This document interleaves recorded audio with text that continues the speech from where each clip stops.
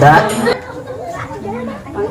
misal tuh mak, pak, nek, tok, om, dedi, oma, tante, semua dibilang pengen ini, pengen apa? Ini loh ini, apa ini? Dia minta HP yang lebih tinggi. Misal kita punya HP-nya Nokia. Kalau orang bilang namanya HP lempar, ya, paham lah itu ya. Kemudian karena dia kurang bersyukur atas nikmat yang telah Allah berikan, dia minta HP. Ma, belikanlah HP iPhone ini supaya bisa buat TikTok. Masya Allah, untuk buat TikTok. Itu udah berbelok. Setidaknya dia minta HP untuk yang lebih bagus, untuk hal yang lebih bagus juga, bukan untuk buat TikTok, untuk buat apa lagi, permainan, buat ngeplok. Kalau ngeploknya bagus nggak apa-apa, tapi ini masalahnya dia lari dari jalan yang namanya tuh ihdinas siratal mustaqim, tunjukilah kami jalan yang lurus. Jembatan apa? Jembatan ihdinas siratal mustaqim. Oke. Jadi di sini kita klasifikasikan nikmat Allah itu banyak. Misal kita bisa melihat, abang tanya nih ya, kita bisa melihat itu nikmat enggak? Nikmat enggak? Nikmat. Kita bisa berbicara, nikmat enggak? Nikmat. Kita bisa bernapas, nikmat atau enggak? Nikmat. Kita bisa berjalan, kita bisa makan, kita bisa mendengar, nikmat. Nikmat. Coba sekarang bayangkan, dari salah satu yang abang bilang tadi, salah satu nikmat yang Allah berikan kepada kita, itu ditarik Allah satu. Gak bisa nafas. Misal, gak bisa nafas, kata Umi Aul. Gimana? Mati. Misalnya, jangankan gak bisa nafas, kita gak bisa nafas kecuali dengan bantuan. Misal, kita punya penyakit asma aja lah. Kita aja udah gak leluasa untuk berjalan ke sana ke sini, ya kan?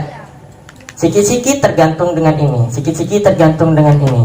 Apalagi yang di rumah sakit yang menggunakan tabung oksigen. Bayangin, satu tabung oksigen itu paling murah 300.000 untuk satu hari. Kita di dunia nih dikasih Allah gratis, nyoh. Kamu hirup sesuka hati kau. Gitulah alhamdulillah. Nggak usah bayar. Tapi apa? Taat sama Allah. Bayangin kalau kita dari lahir, kita udah disuruh bayar oksigen sama Allah.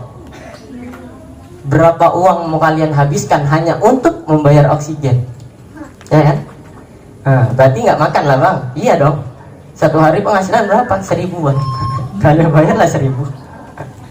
Oke, jadi mengenai nikmat Allah, Allah pernah berfirman di dalam surah An-Nahl ayat ke-18. Artinya, dari kalian, siapa saja kalian yang menghitung-hitung nikmat Allah, kata Allah, gak akan sanggup. Gak akan sanggup. Kayak itu tadi yang abang bilang, hanya sedikit, ya kan? Belum lagi kalian dikasih nikmat harta, belum kalian dikasih nikmat iman, belum dikasih nikmat akhirat. Di akhirat ada apa bang? Banyak. Yang paling luar biasanya itu nikmat di akhirat adalah nikmat surga. Siapa yang tahu surga? Abang nggak tahu, abang belum pernah ke sana. Ya, yang abang tanya yang tahu surga siapa? Yang tahu gambaran surga siapa? Maksud gambaran tuh seperti ini, bang. Surga itu kayak gini loh bang. Surga tuh kayak gini. Gitu. Itu namanya gambaran. Pasti udah pada tahu kan? Surga itu identik dengan hal-hal yang indah. Oke. Bukan ditengok ensor. Kan abang pernah bilang tuh, surga itu indah. Di surga nggak ada orang tuh. Wah. Kenapa Restu? Berat nyeret baju. Aduh. Nggak apa-apa, itu nikmat itu Restu. Nanti akan dibalas Allah, insya Allah, dengan hal yang lebih baik. Mungkin kamu nanti dikasih baju baru. Amin. Alhamdulillah. Ya. Jadi di surga itu adalah nikmat yang hakiki. Nggak mungkin kita dari surga bisa kembali lagi ke dunia.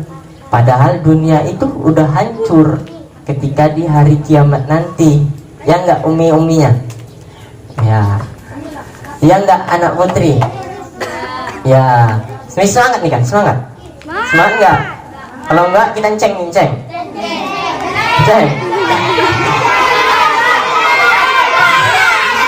Nah, ini yang mau enceng mau motel nih kayaknya ya. Kan mau motel. Pulang minum. Di sini tadi nggak ada disediain minum kan? Ada bang udah minum. Oke, kita lanjut.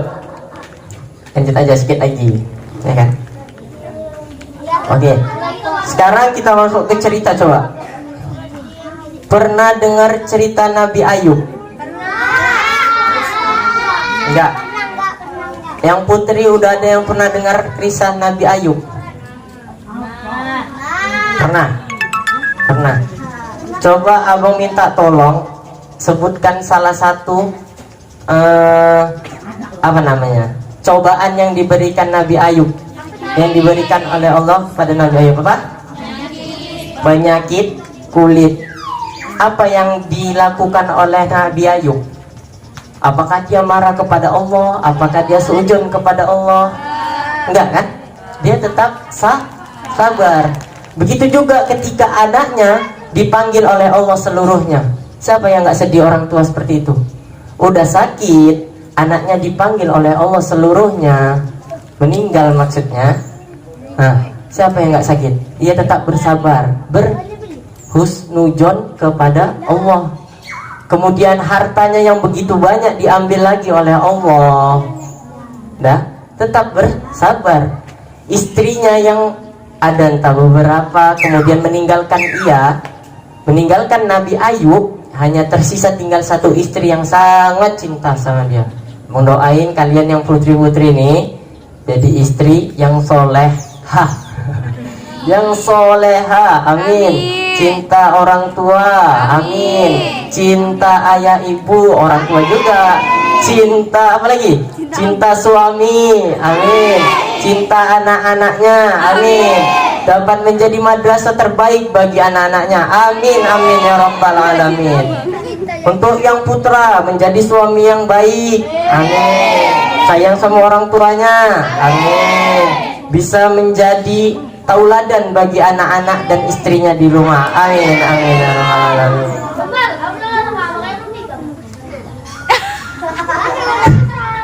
Kok Faiz pertanyaannya kayak gitu? Oke, kata Allah apa? Fabi ayyi ala'i rabbikuma tukadziban. Nikmat Tuhanku mana lagi yang engkau dustakan? Sudah begitu banyak lagi nikmat yang dikasih Allah, masih pantas kita berdusta sama Allah? Enggak, oke. Berarti dari situ aja kita sudah mendapat gambaran bahwasannya kita harus bersyukur atas nikmat yang Allah berikan. Di mana letak kualitas kita, Bang? Nah, masuk ke judul. Allah ingin tahu seberapa kualitas kita dalam bersyukur atas nikmat yang Allah berikan. Jadi, Bang, di mana letak kualitas kita? Nah, gini. Syukur itu terbagi menjadi 3. Dah? Syukur terjadi menjadi 3. Yang pertama apa, Bang? Yang pertama, syukur dengan hati. Dah? Yang kedua apa, Bang? Syukur dengan lisan. Yang ketiga, syukur dengan anggota tubuh. Oke, kita bahas satu-satu supaya kualitas rasa syukur kita bisa menjadi lebih baik dari hari kemarin. Amin, amin ya rabbal alamin. Oke, yang pertama, syukur dengan hati. Siapa yang tahu maknanya gimana? Deng deng, deng deng. Oke, jadi bersyukur dengan hati itu maknanya kita mempercayai bahwa segala nikmat yang ada di bumi maupun yang ada di langit adalah milik Allah. Jadi kita harus selalu bersyukur dan meyakini bahwasanya nggak ada Tuhan selain Allah. Kalau Allah nggak nyiptain pohon, nggak ada oksigen, apa yang kita hirup? Nggak ada, ya kan? Dunia menjadi panas, tanah mudah longsor, kemudian hujan datang, banjir. Kenapa? Nggak ada yang menyerap air itu tadi. Nah, fungsi akar apa? Menyerap air, kemudian menahan tanah, mencari makan bagi pohon tersebut. Tanah kering, tanahnya jeblos, mantap. Oke, kemudian yang kedua apa bang? Yang kedua itu kenapa lagi kamu bintang? Yang kedua, syukur kita dengan lisan. Kayak mana? Coba Arya, syukur dengan lisan. Mengucap apa? Habis, mengucap apa habis? Alhamdulillah. Syukur dengan lisan kita dapat mengucapkannya dengan kata alhamdulillah. Kenapa bang? Ya iya. Ya iya. Kan? Kan nggak mungkin kita dapat nikmat astagfirullahaladzim. Nggak cocok, ya kan? Sama dengan halnya itu ada kuntilanak, kita bilang, ada pocong. Apa nggak sakit hati kuntilanaknya, ya kan? Kalau kuntilanaknya sakit hati gimana? Nah, jadi kita harus menyesuaikan segala sesuatunya. Jadi kalau kita dapat nikmat, yang dibilang apa? Alhamdulillah. Jadi udah dua yang abang jelasin mengenai syukur. Kemudian ada satu lagi, syukur dengan anggota tubuh. Apa itu bang? Apa? Siapa yang tahu? Syukur dengan anggota tubuh. Apa? Iya, kamu yang pakai jilbab Palestina. Salat, masya Allah.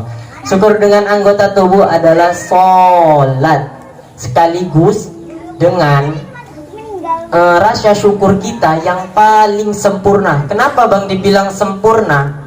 Karena di dalam sholat kita menggabungkan semua rasa syukur kita, dari yang syukur hati, syukur lisan, syukur dengan anggota tubuh.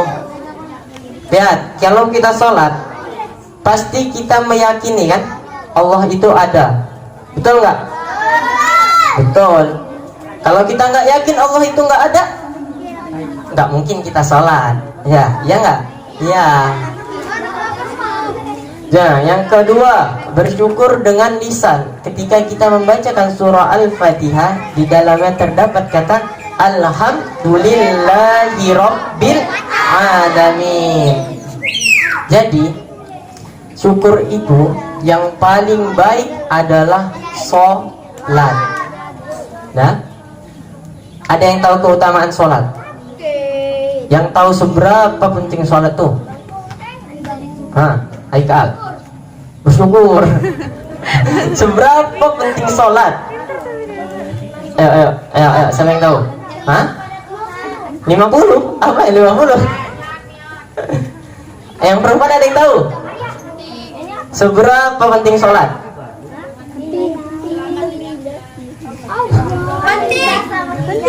Ya, jawabannya sangat penting bang. Kenapa sangat penting? Dah, lihat perintah sholat. Dah. Ya, kami ucapkan selamat datang kepada Bapak Presiden Republik Indonesia yang insya Allah kedepannya dapat memimpin negeri menjadi lebih baik dan dapat mengubah moral-moral dan mental anak bangsa Indonesia. Amin amin ya rabbal alamin. Dipersilakan duduk kepada Bapak Presiden. Jadi kita kembali lagi. Hadin nih. Yang paling baik adalah sholat. Jadi jangan pernah kita tinggalkan sholat, karena Allah sudah menyiapkan neraka syakor untuk orang-orang yang tidak sholat. Oke. Jadi intinya kita harus selalu bersyukur kepada nikmat yang Allah berikan. Jangan pernah kufur atas nikmat yang Allah berikan, dan tetaplah laksanakan ketaatan kita kepada Allah dengan menjalankan sholat. Oke, itu tadi intinya ya. Harus tetap selalu sholat, tetap bersyukur, jangan kufur nikmat. Oke, jadi mungkin tausiah singkatnya sampai sini aja lah ya kan, karena waktu pun udah kurang memadai. Jadi kita akhiri sampai di sini. Mudah-mudahan pertemuan kita pada hari ini kita bisa mengambil hikmah, bisa mengambil pelajaran dari apa yang disampaikan. Jangan lihat siapa yang menyampaikan, tapi lihat apa yang disampaikan, sehingga apa yang disampaikan dapat menjadi pelajaran bagi kita semua. Usikum binafsi bitaqullah. Abang akhiri, mohon waktu agak abang kalau ada kata dan sikap perilaku abang yang salah di beberapa waktu kita di sini. Abang sendiri mohon pamit undur beserta rekan-rekan yang ada di samping kanan kiri abang. Wabillahi taufiq wal hidayah. Assalamualaikum warahmatullahi wabarakatuh.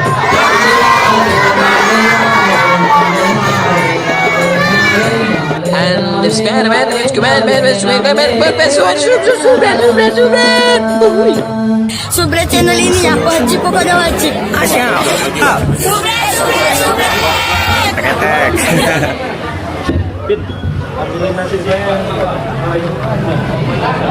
Alhamdulillah, hari ini Maulid Arba'in, hari terakhir di hari ke-29 mau mendekati Rabiul Akhir telah selesai di rumah.